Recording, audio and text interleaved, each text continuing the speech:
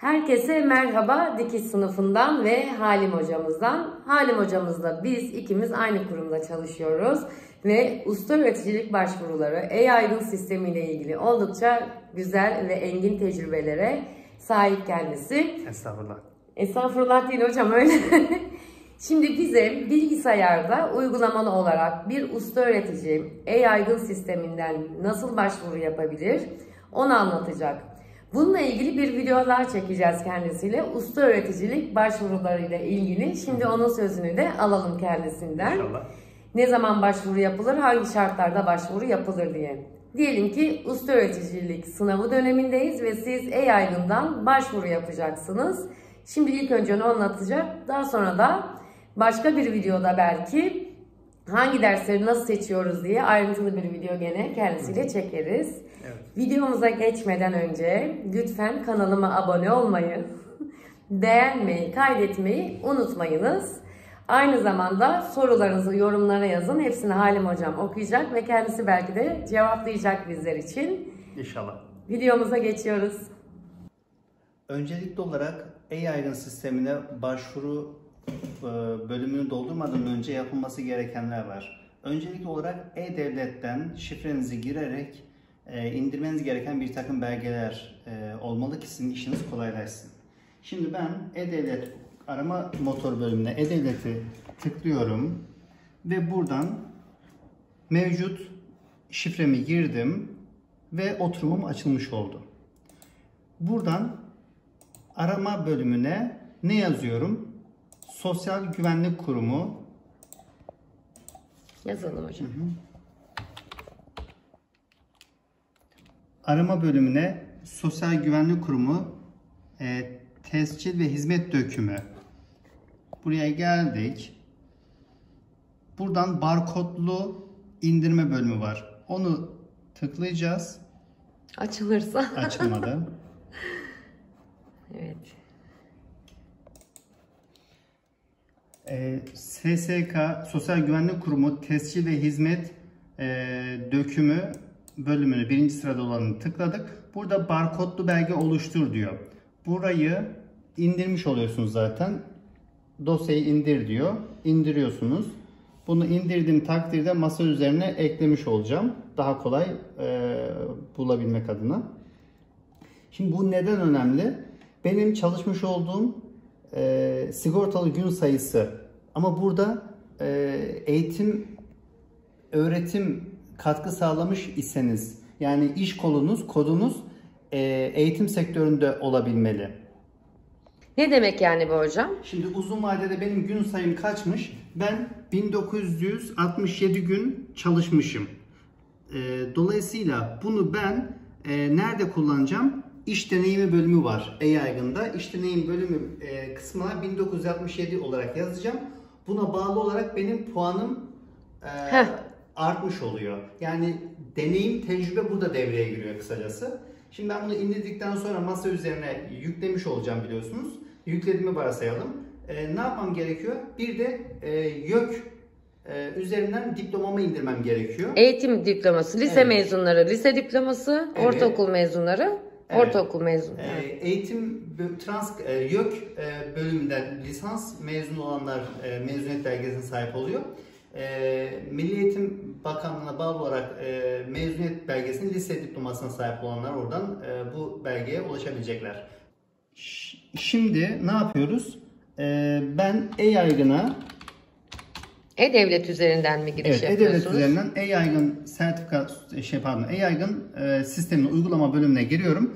Ne yapmışım? Benim burada almış olduğum eğitimler gözüküyor. Ne eğitim var? Diksiyon eğitimi var, ses eğitimi var. Maşallah hocam. Evet.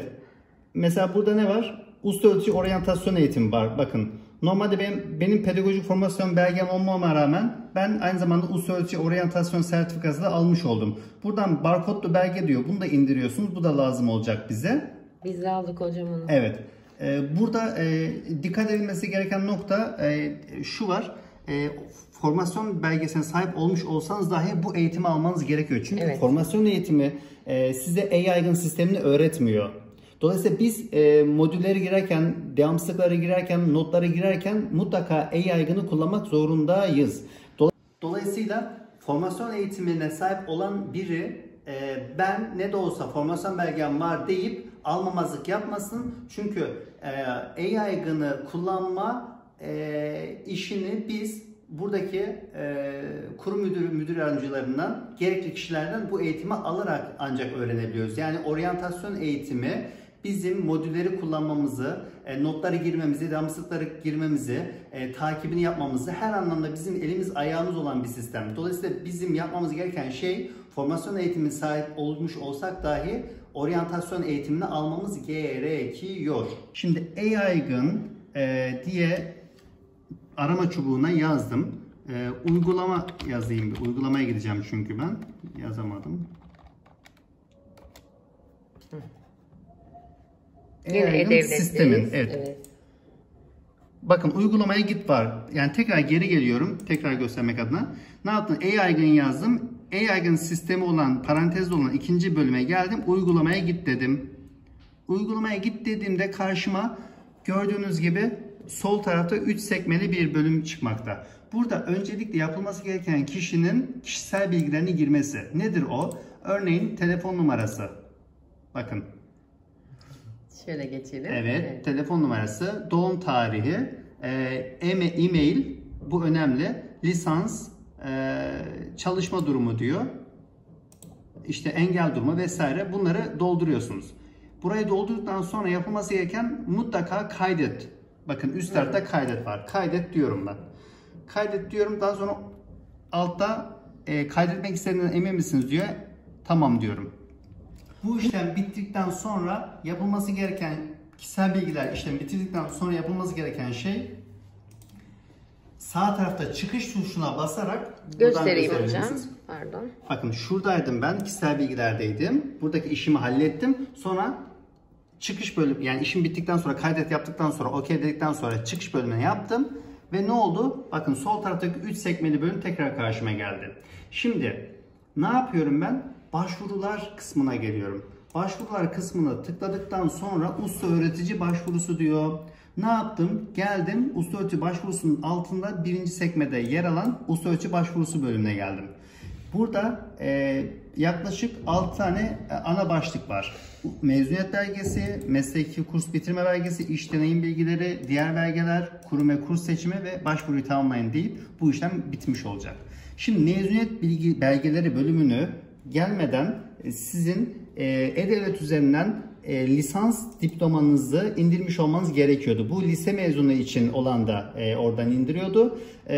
Lisans mezunu olan da hatta ortaokul mezunu olan da eğer bulamayacaksa e-devlette sistem yüklenmemişse, çünkü belli bir yıldan öncesiyle sistemde e-devlette olamıyor biliyorsunuz 2008 bildiğim kadarıyla. Siz ne yapmanız gerekiyor? Screenshot ya da fotoğrafını çekerek telefona kaydet ya da bilgisayarınızda masa üzerine kaydederek kullanabiliyorsunuz. Yani bunun için telefona indirmiş olmasanız dahi, bilgisayara indirmiş olmasanız dahi ya da e-devletinizde yoksa bunun fotoğrafını çekerek yükleyebilme imkanınıza sahipsiniz. Şimdi diyelim ben kendi üzerimden gidiyorum. Lisans mezunuydum ben ve lisansı seçtim, değil mi? Ne oldu? Geldik mezuniyet bölüm kısmına. Ben 2 farklı branşta mezunum. Türk Dili Edebiyatı ve Müzik Bilimleri mezunuyum. Daha sonra burada lisansın altında bir de pedagojik formasyon var. Hatta şöyle önce sırasıyla gidelim daha doğrusu. Ne yaptım ben? Lisansı seçtim. Türk Dili Edebiyatı'nı seçtim. Bakın sağ tarafta kaydet var, gördük mü? Evet. Kaydet dedik. Daha sonra yetmiyor bununla kaydetmek. 2 defa kaydetmek gerekiyor. Bir de bu da kaydet var. Yani toplamda 1 ve 2. Her işlem sonunda 2 defa ekranda kayıt hakkınız olmalı. Yani kayıt etmeniz gerekiyor. Biri bu. Evet. Diğeri de bu. Her işlem sonunda bu 2 kayda da basmanız gerekli. Daha sonra ne yaptım? Ben ikinci lisansımı da müzik bilimleri olarak kaydettim. Her 2 kaydet bölümünde aktif hale getirmiş oldum basarak. Daha sonra ne yaptım? Ben pedagojik formasyon eğitimi yüklemem gerekiyordu. Ne yaptım ben buraya? Lisans olan mezuniyet türü bölümüne geldim. Pedagojik formasyonumu seçtim. Buradan dosyayı yükle diyor, değil mi? Buradan dosya seç diyor. Biz ne yapıyoruz? İşte masa üzerine yüklemiş olduğumuz, daha öncesinde fotoğrafını çektiğimiz ya da e-devletten indirdiğimiz formasyon belgesi ya da her ne belge varsa onu buradan indiriyoruz. aç diyoruz. Buraya yükleniyor. Bazen hata verebiliyor. Burada dikkat edilmesi gereken buradaki 512 kilobayt boyutunda dosya yükleyiniz diyor. İşte bu kriterlere uymamız önemli. Yaparsınız bence. Yapmazsanız da Sibel hocama ulaşın. Halim hocama ulaşın. Silivri Halk Eğitimi Halim hocama. Bence Sevgi hocama ulaşsınlar. Çünkü 25 yıllık deneyimi var. Evet. Biz çok Şimdi yeniyiz. hocam biz şundan zorlanıyoruz. Bizler usta öğretici olmadığımız için ve başvurumuz bu şekilde yapılmadığı için bize soru sorulduğunda yetersiz kalıyoruz. İşte bu yüzden mutlaka elzem bir durum. Yani sizin her ne kadar buradaki formasyon eğitiminiz olmuş olsa dahi burada lütfen ama lütfen formasyon eğitimi olanlar benim formasyonum var, benim ihtiyacım yok demesinler. Yani oryantasyon eğitim uyum sürecidir. Yani oryantasyon demek zaten uyum sağlamak anlamına gelmekte. Burada neye uyum sağlıyoruz biz? Öğrencilere kişisel yani daha çok öğrencilere nasıl yaklaşmamız gerektiği, öğretim yöntem teknikleri, hangi metotlarla ders işlememiz gerektiği, öğrenciye nasıl yaklaşmamız gerektiği, biraz da kişisel gelişim de diyebilirim bu anlamda. Az önce toparlayamamak adına kişisel gelişim diye cümleyi yarım bırakmıştım. Ama bu konuda da aynı fikirdeyim. Yani kişisel gelişimde de size katkı sağlayacaktır. Yani nasıl öğrenciye yaklaşmalıyız, ne gibi cümleler kullanmamalıyız ya da kullanmalıyız. Bizim için üslup da çok önemli çünkü biz eğitimciyiz ve her önüne gelen eğitimci olamayacağım da burada pişip görüyor, kişi kendini gözlemleyebiliyor. Burada destek aldığımız uzmanlarımız var. Size yardımcı olmak için buradayız zaten. Yani es cümle, oryantasyon eğitimi usta öğreticiler için mutlaka alınması gereken bir eğitimdir. Sizin sadece Silivri Halk Eğitimi üzerinden değerlendirmeyelim. Bu Türkiye'nin her neresinde olursanız olun gittiniz. Örneğin Ağrı, Diyarbakır, Van, Güneydoğu'dan örnek verdim ama hani herhangi bir semte gittiğinizde dahi sizinle beraber eşdeğer mezunu olan, örnek veriyorum ben müzikoloji bitirdim. Benle beraber kursa başvuran kişi aynı puanda ama benim usta öğretici belgem olduğu için ben ondan önde yer almam gerekiyor. Bu da ne demek oluyor? Yani liyakat, yani bu işin hakkı olan kişinin öncelikle kurs açma hakkına sahip oluyor. Yani burada siz bir adım öne geçmiş oluyorsunuz bu eğitimi almakla beraber. Sizin e-devletinizde olmasıyla beraber sizin işin Türkiye'de herhangi bir halk eğitiminde çalışma imkanınızda her yerde geçerli olacak bir belgeden söz ediyorum. Yaklaşık 2 hafta sonu süren bu eğitim cumartesi pazara denk geliyor. Pazar günün sonunda siz eğitim bitirdikten sonra sınava giriyorsunuz. Ve sınavdan başarılı olduğunuz takdirde e-devletinize bu sistem yüklendiğinde de siz bu sertifikayı elde etmiş oluyorsunuz, hak etmiş oluyorsunuz. Hocam ne güzel anlattınız. Eyvallah. Hocam. Devam ediyoruz. Şimdi pedagojik formasyonu dediğim gibi yine yüklüyoruz burada. Yine 2 defa kaydet hakkımız var. Sağ taraftaki kaydet, sol taraftaki kaydet.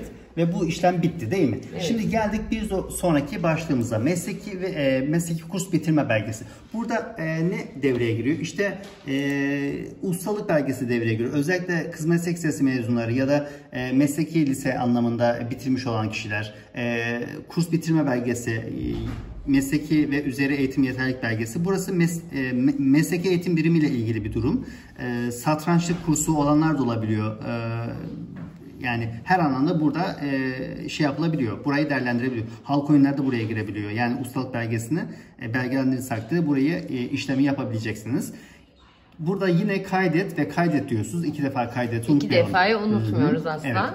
Evet. Geldik iş deneyimi noktasına. Size az evvel ben dedim ki benim günüm kaçtı? 1900 değil mi? Hatırlamıyorum. 1600'lü mü? Tamam 1900 yazalım misal. Evet. O eski bir şeydi. Şimdi 2845 olmuş mesela. Tamam mı? Ne yapmışım ben? 2845'ten 7,90 puan almışım ben. Yani hak edilen puan 7,90. Evet. Burada ne yapıyoruz? Burayı elle işaretliyoruz. 2845'i işte çalışma günü sayısını yaptık ya. Sonra dosya seç bölümüne geldiğimizde E-Devlet'ten indirmiş olduğumuz barkodlu belge bölümünü işte masa üstüne yüklemiştik ya, onu seç diyoruz buradan. Masa üstüne yüklemiş olduğumuz o belgenin var olduğunu düşünün burada. Oradan tıklıyoruz. Buraya aç diyoruz. Bu şekilde yüklenmiş oluyor. Sonra kaydet diyoruz. Sonra tekrar kaydet diyoruz. Buradaki işlemimize gerçekleşmiş oluyor. Burada iş deneyimi dediğim nokta işte bu işte tecrübeli misiniz değil misiniz burada devreye giriyor. Burada puan kazanıyorsunuz. Öne geçebiliyorsunuz. İşte diğer belgeler bölümünde ne yapıyoruz? Usta öğreticilik belgeniz varsa buraya koyuyorsunuz. İşte antrenörlük belgeniz varsa buraya, icazet belgesi ve diğer belgeler şeklinde. Şimdi ben ne yapıyorum? Diğer belgelerden ne yapıyorum? Diyorum ki ben oryantasyon eğitimi almıştım. Buraya oryantasyon kursu diyorum ya da oryantasyon eğitimi diyorum. Tamam mı? Yazıyorum. Sonra şuraya da dosyayı yükle diyorum. Daha önce indirmiş olduğumu varsayarak. Buradan aç diyorum. Tamam mı? Daha sonra kaydet diyorum. Bakın yüklenmiş oluyor bu şekilde. Sonra kurum ve kurs seçimi diyorum. Ben ne yapıyorum? Hangi ilçede, hangi semtte, hangi ilde çalışmak istiyorsam bunu belirtiyorum bu şekilde. Bunun için ayrı bir video çekeceğiz. Öyle mi? zaten. Anlaştık. Tabii. Tamam. Yok yani şu kısım için çok uzun bir ayrıntılı video istiyoruz biz Tamamdır. sizden. Ya başvuru yarım kaldı, tamam mı? 2 hafta sonrayı bekleyin. Evet. Çünkü başvuruyu tamamlamadığınız için siz hala işsizsiniz. Anladım. Şimdi biz şu kısımda keselim hocam. Tamam. Çünkü çok uzun videolar YouTube'a yüklemek benim için çok zor oluyor. Tamam. Buraya kadar anlamadığımız bir yer olursa Halim hocamıza soracağız. O bize cevaplayacak. Eyvallah. Usta öğreticilik başvurusunu yani biz ikinci videomuzu çekip şu kısmı tamamladıktan sonra başvuruyu tamamlayacağız. Şu kısım için özellikle ayrıca bir video çekeceğiz. Tamam. Şimdilik bu kadar mı hocam? Unuttuğumuz bir yer olursa başka videolarda çekeriz. Olur. Şimdilik bu kadar. Bir sonraki videoda görüşmek üzere.